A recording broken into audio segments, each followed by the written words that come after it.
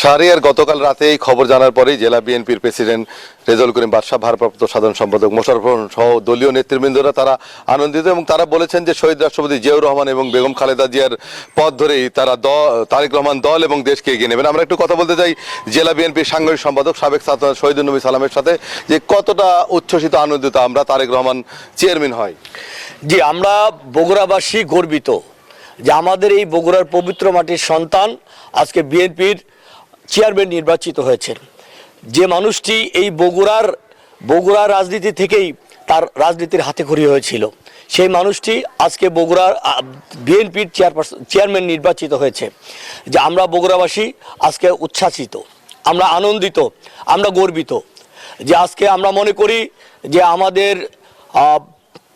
শহীদ president Ziaur রহমানের পথকে অনুসরণ করে এবং দেশনেত্রী বেগম খালেদা জিয়া যে দলটির নেতৃত্ব দিয়েছে, সেই দলটির যোগ্য উত্তরসূরি আমাদের প্রিয় নেতা, আমাদের এই বগুড়ার মাটির সন্তান জনাব তারেক রহমান আজকে বিএনপির চেয়ারম্যান নির্বাচিত হয়েছে। আশা করি যে জাতীয়তাবাদী দল আগামী দিনে ইনশাআল্লাহ বাংলাদেশের মানুষের ভাগ্যকে নিয়ে এই দেশকে আরও উন্নয়নের সর্বোচ্চ শিখরে জনাব তারেক রহমান পৌঁছে দিবেন। জাতীয়তাবাদী দল বাংলাদেশের মানুষের ঘরে ঘরে সেই দলের আদর্শ উদ্দেশ্যকে পৌঁছে দিবেন। তার নেতৃত্বে আমি মনে করি জাতীয়তাবাদী দল আগামী দিনে ইনশাল্লাহ যে নির্বাচন হবে, সেই নির্বাচনে জনাব তারেক রহমানের নেতৃত্বে বাংলাদেশ সর্বোচ্চ আসনে ভোটে জয়লাভ করে বাংলাদেশের প্রধানমন্ত্রী নির্বাচিত হবে। আমরা বগুড়াবাসী এটি মনে করি। উনি জানান যে তারেক রহমান বেগম খালেদা জিয়ার সন্তান, শহীদ রাষ্ট্রপতি জিয়াউর রহমানের সন্তান। তিনি বগুড়ার গাবতলী থেকে 1988 সালে থানা উপজেলা বিএনপির সদস্য হিসেবে রাজনীতি শুরু করেছিলেন। তিনি এখনও বগুড়া জেলা বিএনপির কার্যনির্বাহী কমিটির সদস্য এবং বগুড়ার মানুষ, সর্বস্তরের মানুষ উচ্ছ্বসিত, কারণ শহীদ রাষ্ট্রপতি জিয়াউর রহমান, বেগম খালেদা জিয়া এবং তারেক রহমান বগুড়ার মানুষের কাছে আবেগ, উচ্ছ্বাস, আনন্দের নাম। তারেক রহমানের নেতৃত্বে বিএনপি যেমন এগিয়ে যাবে, বগুড়া এগিয়ে যাবে, বাংলাদেশ এগিয়ে যাবে, এমন প্রত্যাশা করছেন বগুড়া জেলা বিএনপি এবং সর্বস্তরের মানুষ। এই ছিল বগুড়া থেকে সর্বশেষ। একই খবর জানতে চলে যাব চট্টগ্রামের সহকর্মী নয়ন বড়ুয়া জয়ের কাছে। জয়, ধন্যবাদ বাবু আপনাকে। আপনি যেমনটা বগুড়ার খবর জানিয়েছেন, তেমনিভাবে কিন্তু গতকাল ঘোষণার পরই কিন্তু আসলে তারেক রহমানের হাতে যে বিএনপির হাল ধরার পরই কিন্তু যে একটা উচ্ছ্বাস চট্টগ্রামের নেতাকর্মীদের মধ্যে, সেই উচ্ছ্বাসটা কিন্তু আমরা গতকাল রাত থেকে কিন্তু আমরা দেখছি।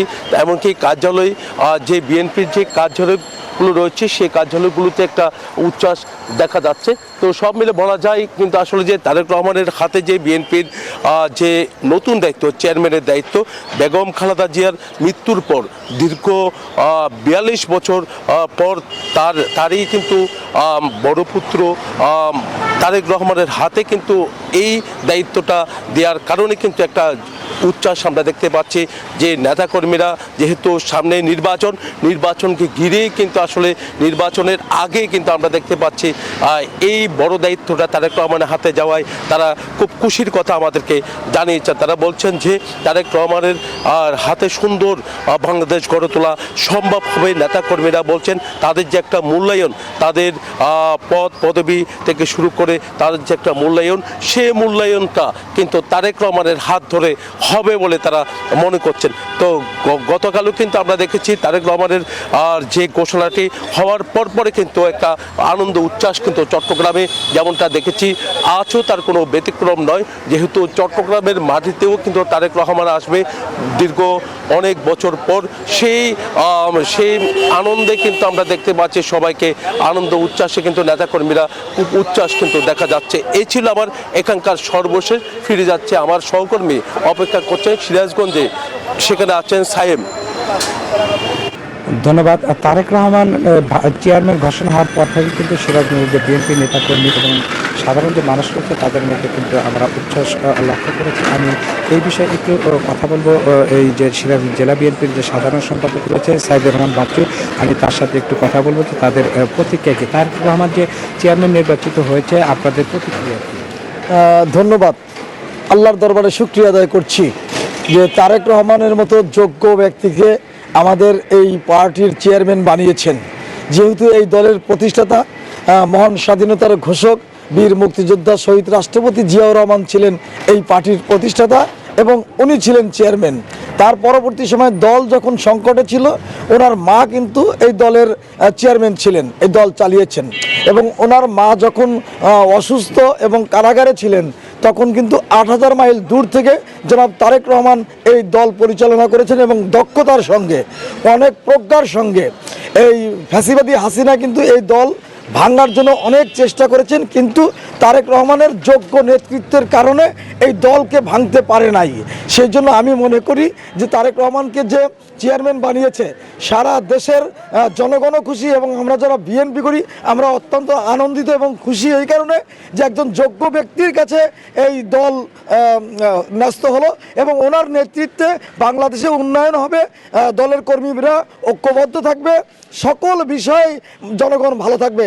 ওনার প্রত্যাবর্তনে কিন্তু লক্ষ্য করেছেন শুধু দলের নেতাকর্মীরাই কিন্তু স্বাগত জানায়নি, বাংলাদেশের অনেক শ্রেণীর মানুষ তাকে স্বাগত জানিয়েছেন। আমরা অত্যন্ত আনন্দিত এবং খুশি। আসলে যে তরুণ প্রজন্ম রয়েছে, এই তরুণ প্রজন্ম কিন্তু সিরাজগঞ্জে আসলে তারেক রহমান যেন তার বাবা এবং মায়ের আদর্শে অনুপ্রাণিত হয়ে দেশ আগামীতে পরিচালনা করলে, দল পরিচালনা করে, এমনটাই কিন্তু প্রত্যাশা করেছেন। তো এই ছিল আমার কাছে সিরাজগঞ্জ থেকে সর্বোচ্চ। ফিরছি স্টুডিওতে শাহরিয়ার কাছে। টানা তৃতীয়বার অর্জন করেছে দেশের সেরা সুপার ব্র্যান্ড স্বীকৃতি বসুন্ধরা টিস্যু।